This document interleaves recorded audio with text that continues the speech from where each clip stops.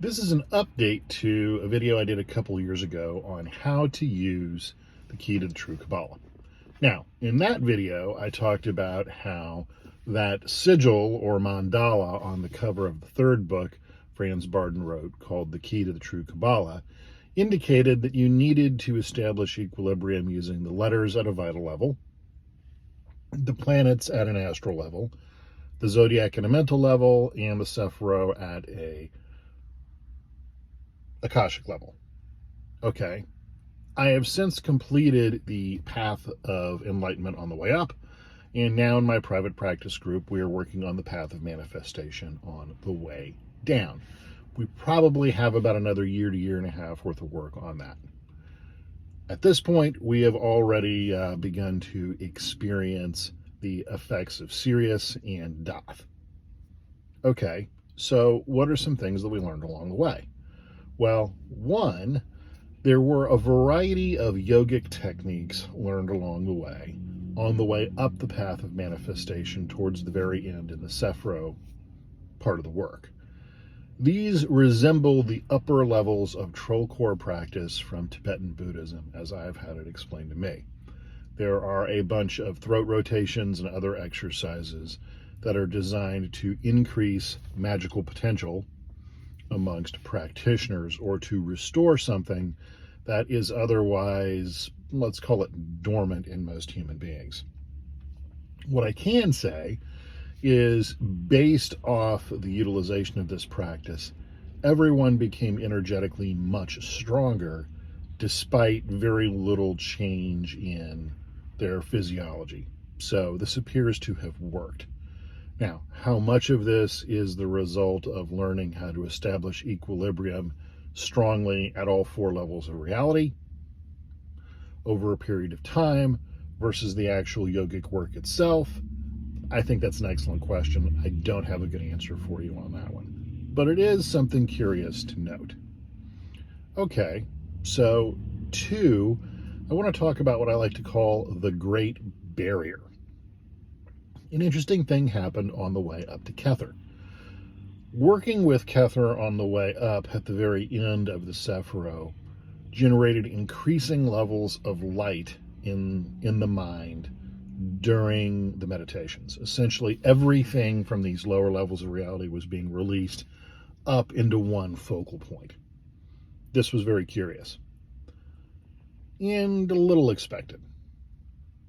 The better we got at equilibrium, the more of this could be liberated, because as people talk about, energy tends to be sticky. So the smoother you make that kind of transition and the better your ability to let go of those things, the more that light can kind of cling together.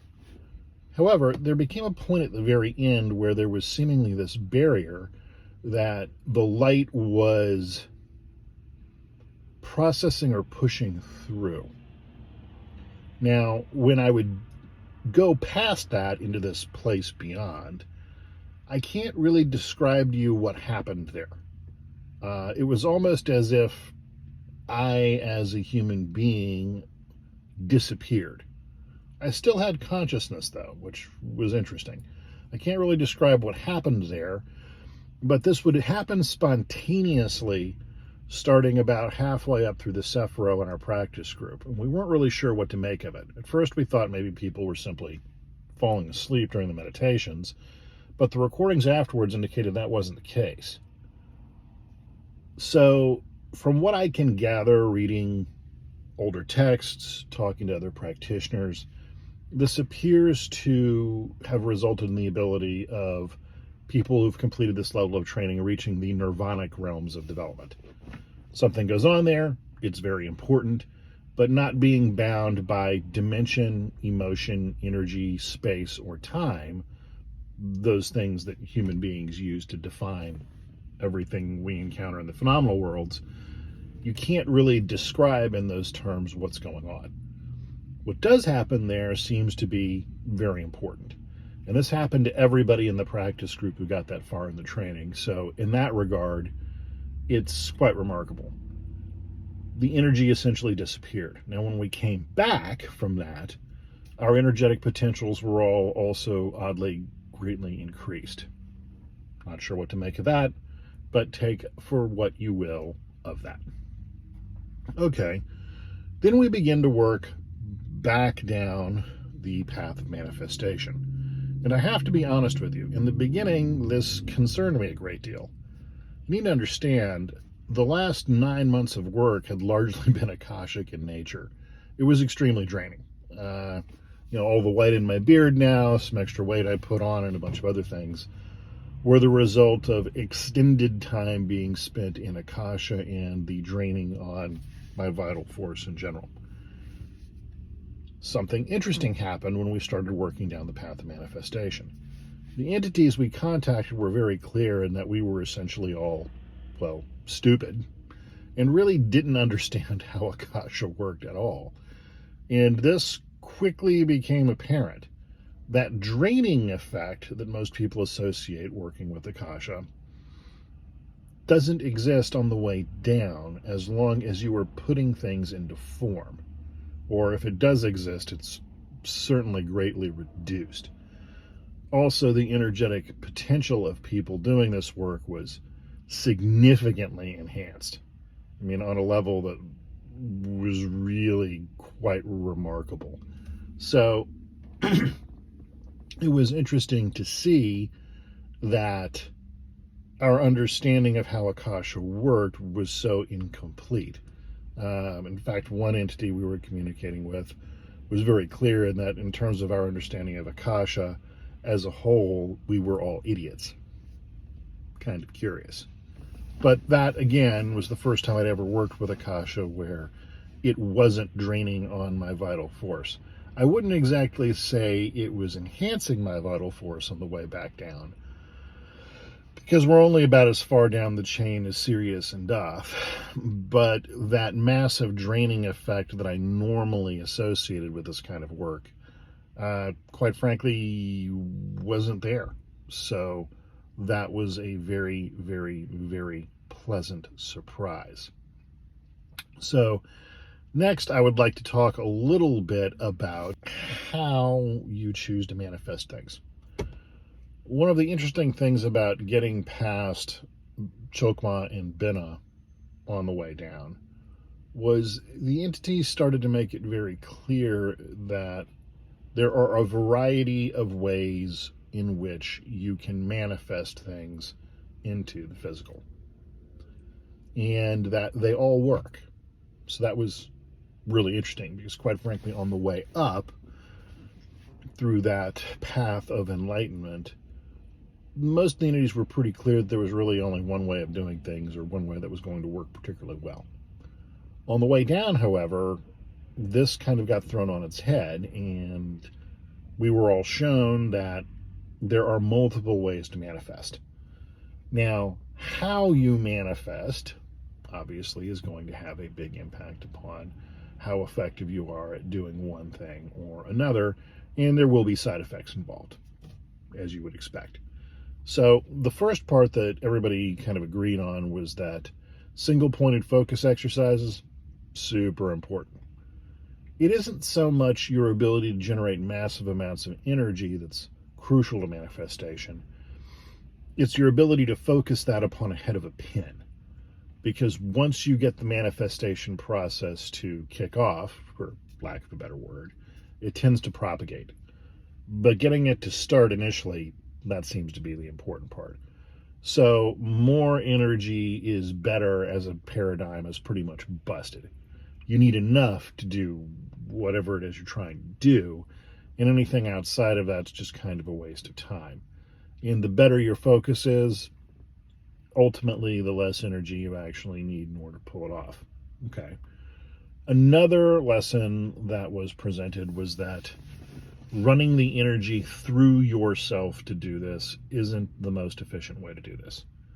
You need to be able to generate large amounts of energy externally to yourself that are highly focused. Okay. That resulted in my revisiting a bunch of those, creating a ball or shape of energy outside myself by pulling the energy directly from the universe.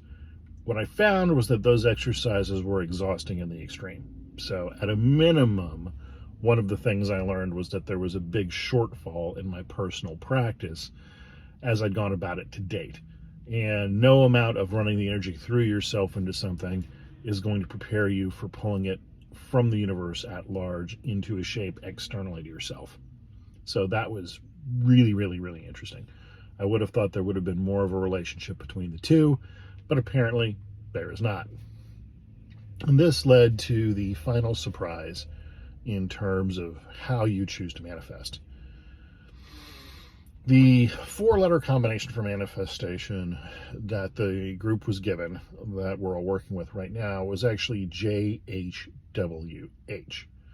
Now, Barden goes into elaborate detail on this in the back end of his 3rd book. And again, this is interesting because if you look at most of the descriptions of the letters in his book, they're pretty sparse. A couple sentences, maybe a paragraph, maybe half a page for some of the 2-letter combinations, if he was really into it. So the fact that so much attention was given to this 4-letter combination, JHWH, is really quite curious.